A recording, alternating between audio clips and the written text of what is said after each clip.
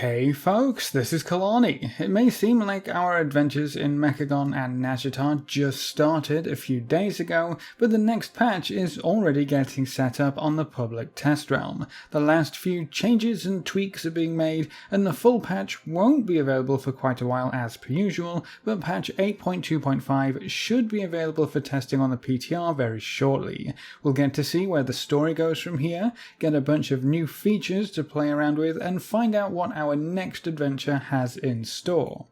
Hopefully we won't have to wait too long to start digging around in all the PTR info, but for now we have a little bit of an overview for what to expect in the coming patch, as well as some details about the brand new systems being implemented. Let's take a closer look. Perhaps the most interesting new addition in patch 8.2.5 is something the dev team is calling Party Sync. This is the first time they're testing this new feature, and by the sounds of things they're taking scaling to the next level. Instead of the monsters scaling up to your level, or scaling down if they ever scale down, you're going to be able to scale yourself down in some capacity to play with your party members who might be a bit further behind. Whether that's behind in levels or behind in quest lines, when you turn on the Party Sync, you'll all be in the exact same spot. That includes things like zone phasing, so instead of everyone shipping off to their own phase that matches their personal progression in a zone or quest, everyone can stick together with this new feature. They're also going to play around with a quest replay feature, which will allow you to repeat a quest that you've already completed. So instead of joining and syncing to a player who is a few steps behind you in quests and having to go through all those steps again without any rewards or even being able to track the objectives yourself, you will now be able to play the quest completely again. Apparently that will include quest rewards which are appropriate for your actual level. So if you sync down to a party member who's just starting BfA, completing some early quests, you'll still receive rewards based on your level, not the synced level. That's going to be really cool if it all works out, especially as you start syncing down to some of the lower levels to play with some people who might just be new to the game. Maybe you bring in some new friends, they're only getting to like level 20 or something, and you want to hop in and give them a hand. That's not usually doable unless you yourself make a new character. Now it will be, or at least after 8.2.5 goes live. In addition to the Party Sync feature, we will also see reduced limitations when it comes to queuing for old instances with friends. So you can sign up for that Blackrock Depths dungeon on your level 55 alt, and anyone in the group who is too high for that dungeon will now actually have the option to tag along. With the Party Sync feature and less limitations on queuing for content, I think that eliminates almost every barrier there used to be in regards to playing with lower level characters. Everyone who's not an appropriate level will get scaled down to an appropriate level, of course, and interestingly, you'll also lose access to any spells, abilities, or systems that aren't available at that lower level. So if you're max level right now and you drop down to a vanilla dungeon, you'll lose the majority of your abilities, anything that isn't obtained before your scaled down level, as well as everything relating to your Azerite gear and Heart of Azeroth essences. That's an interesting move, because time walking allows you to keep all of that stuff. I guess they didn't want to play around with balancing and tuning to take those powerful abilities into account for the older dungeons when people go in there and try and wreck them, and the other instances in the game, which honestly might just be a better idea overall. It kind of got really wonky when they were tuning time walking back and forth because we were too powerful, but then the time walking dungeons were too powerful, and it got kind of messy. So after patch 8.2.5 goes live, you should be able to play with almost anyone you want, regardless of player level. With such a strong focus on being able to play with whoever you want, it should come as no surprise that the Recruit a Friend feature will also be returning for patch 8.2.5. We don't have any solid info on any of the goodies you could get your hands on just yet, but the feature was removed about a month or so ago, I think, to undergo a shiny makeover, and now it's back. Previously, it was mainly used for the experience bonus, so it'll be really interesting to see if that will make a comeback at any serious rate. It used to be 300% bonus experience, and that was brought down all the way to 50% when they redid all the leveling stuff from what I remember. So we could see something huge change about the experience granted between linked accounts and players, but I think the main changes are probably going to be for the rewards tied to your referred friend maintaining a subscription. Every month that your recruited friend pays for, you will get special rewards like unique pets, mounts, and game time. Those kinds of rewards were already available for Recruit a Friend, so I'm excited to see if anything new has been added when 825 rolls around. I would definitely hope so, considering they took it away for a month to change things, so if nothing changed, that would be a bit weird. But one very interesting thing that is in the blue post announcing the return of Recruit a Friend is that this is apparently for new players, but also for any returning champions. Previously, Recruit a Friend was only for new players on new accounts, which led to a whole bunch of new accounts being created for speed leveling, but that's kind of besides the point. There was an older system called the Scroll of Resurrection that was specifically for players who had played in the past but who had a lapsed subscription. You know, maybe your pal Dave, who was playing back in Vanilla and TBC, wanted to come back in Wrath, so anyone who was playing in Wrath and knew Dave could pop him a Scroll of Resurrection. I think it gave you a week free, or 2 weeks free or something, maybe some free game time, and then there was some perks to go along with it. That was axed a little bit ago, but now the Recruit a Friend feature seems like it will include something similar to the Scroll of Resurrection, which means you should be able to recruit any of your old friends who quit playing in the past few expansions. That's a fantastic change, and now I might have the right ammunition to get my brother-in-law back into the game.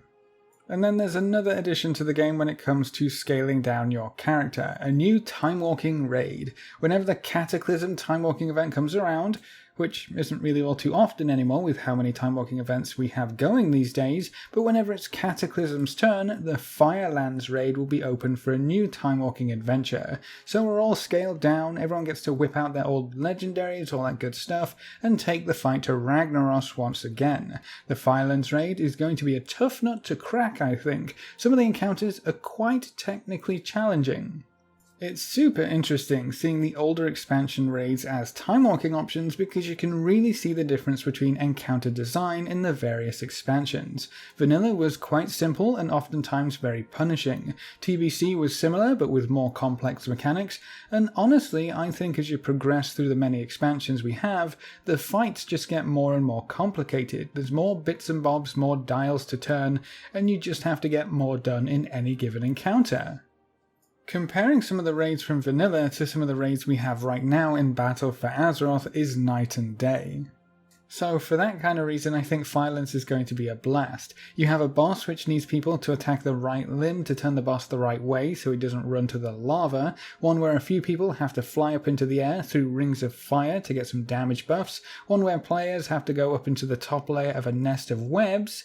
There's some cool fights in the Firelands for sure. I wonder how long it's going to take an average group to get through it.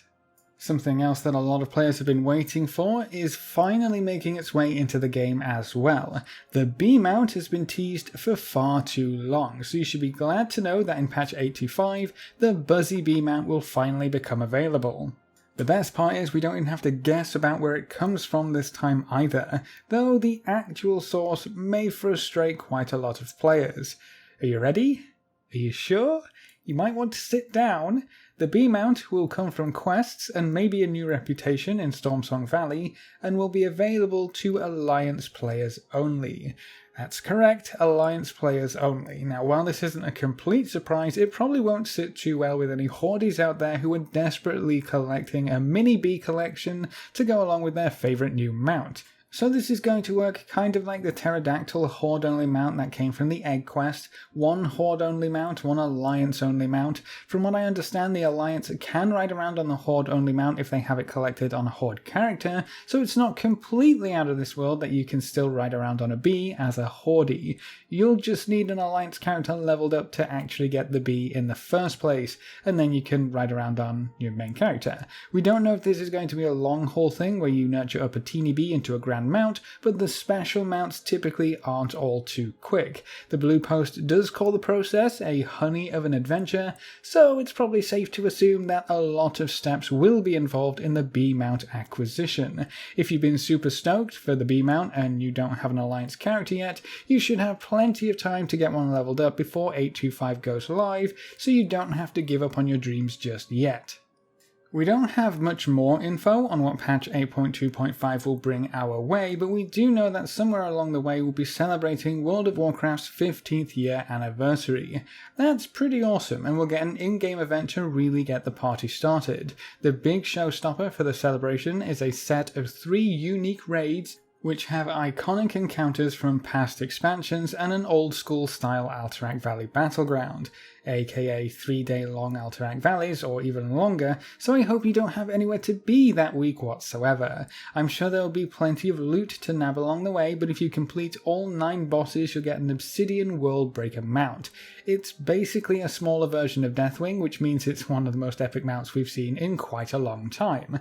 World of Warcraft celebrates its anniversary in November, so it's quite a ways off at this point, just over 3 months actually. November looks like it's going to be a great month for WoW by the looks of things then, because BlizzCon is just before the anniversary, and this year's BlizzCon should be one of the biggest ones yet. We should get a lot of info about WoW and pretty much every other Blizzard game, so I'm super stoked for that, but this year's anniversary event is definitely going to be a big one, and it looks like we'll be in patch 8.2.5 when that event comes around. And then the last thing that we know for sure that will be coming in patch 8.2.5 is the update to the Worgen and Goblin models. It's been a while for sure, and these poor races haven't seen any love since the Cataclysm expansion, which makes them the oldest player model in the game right now, I think. Pretty much everyone else has had an update, or it came after the Cata expansion, so yeah, it's about time. The model update will include every facet of the race's look, from their faces to their animations. Everything will get a revamp. These races could end up looking super amazing after 8.2.5 thanks to this update, and maybe the Worgen will end up a little less Chihuahua-y, which would definitely be nice. We haven't heard anything about the story in patch 8.2.5 just yet, or the continuation of the war campaign. I would assume something is going to happen regarding that, and we have to get some explanation for what happened in the Eternal Palace, and where we go from here, right? We can't just free an old god and it have Azshara just dragged behind it and leave it at that for another patch, especially if patch 8.2.5 contains any other story elements. The big thing that's happened recently has to get covered, otherwise it's not going to make any sense. Personally, I hope they start setting up the next big area, whispers of a dark land rising over the horizon, something to get us pumped up for the old god invasion that we know is coming our way. They haven't given us any info to go on just yet though, so I'll have to wait until the PTR build actually hits the PTR servers, and then Wowhead and all the usual chaps will start data mining. I hope 8.2.5 continues on strongly from where patch 8.2 has gotten us to so far.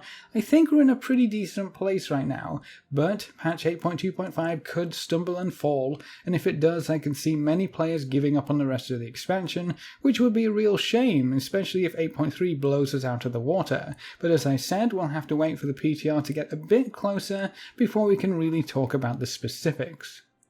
What do you hope patch 8.2.5 introduces into the game? Is there anything from patch 8.2 that you want to continue going forward? Maybe the world quest style, the benthic gear options, or the variety of open world content? Leave all your thoughts in the comment section below. A big thank you to all of our supporters over on Patreon. You can see their names floating by on screen. If you want to join these lovely guys and gals, you can find a link in the description below. Remember to leave a like just below the video before you leave, and if you want to see more, make sure to subscribe.